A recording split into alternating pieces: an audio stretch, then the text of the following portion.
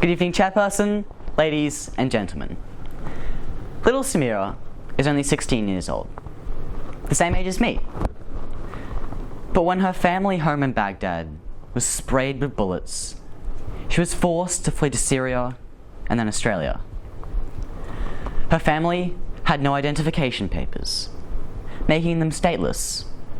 And through no fault of her own, Samira and her family were sent to detention at the Nauru facility.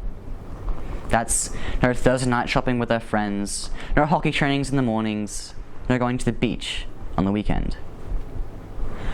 After 3 years in immigration detention, Samira has already tried to end her life 3 times. She was so ill, she resorted to trying to poison herself by drinking a bottle of shampoo. But then, under the political falsity that there would be no children in Nauru, Samira was stripped from her family and sent to a foreign country.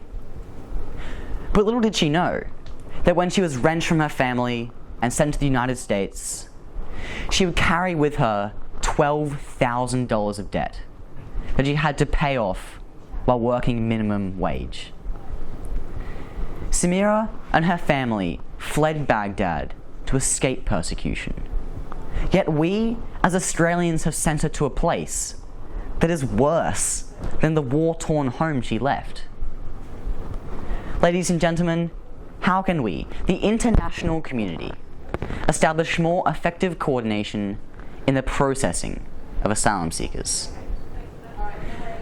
At a speech competition just 4 weeks ago, I was asked this same question. How can we, the international community, establish more effective coordination in the processing of asylum seekers?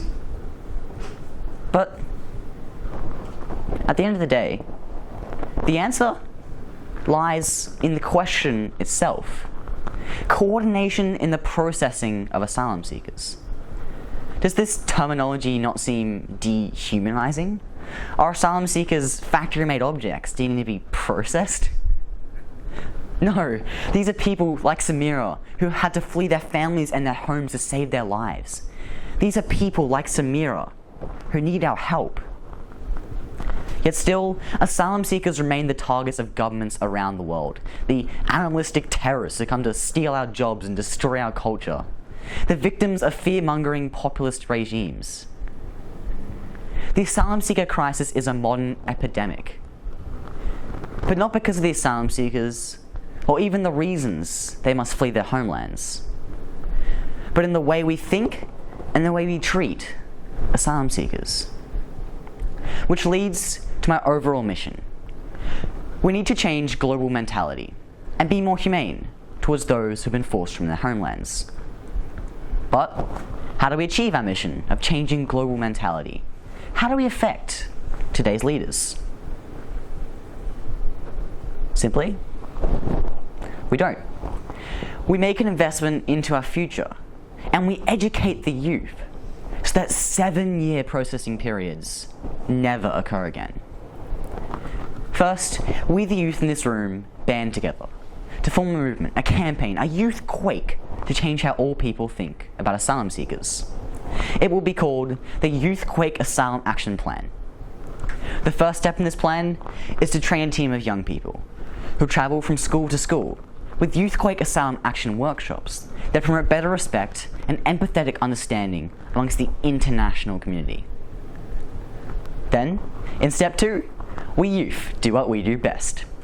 We go online with the Youth Quake Asylum Action Plan spreading on Facebook, Instagram and Twitter. Just like an earthquake, the movement could start small, even with 10 people. Because when those 10 people tell 10 people, who then tell 10 people, that's 10, 100, 1,000, 10,000, 100,000, 1,000,000 people that share a common mentality and pledge to help asylum seekers. The United Nations currently implements the Refugee Status Determination process, which assists individual countries in a reaction-based effort, bogged down by national politics, and as we have all seen, leaves asylum seekers imprisoned in appalling conditions indefinitely. So the third step of the Youth Quake Asylum Action Plan is to replace this process with a new, United Nations-led, transportable, one-stop shop. Let me explain the logistics. Imagine that suddenly there's a spree of suicide bombing attempts in Afghanistan. 10,000 people are homeless, searching for somewhere safe. But the United Nations immediately deploys a prepared team with a huge marquee, tables, computers, satellite connections, and printers. This one-stop shop would have access to international birth and death records, marriage certificates, and the equipment to print all the legal documentation needed for an asylum seeker to start their life again in another country. The so-called processing of asylum seekers would be completed before they even left the compromised country. Ladies and gentlemen, 56 years ago, should I stop? Oh, okay. Martin Luther King and his dream of a utopian world free from racism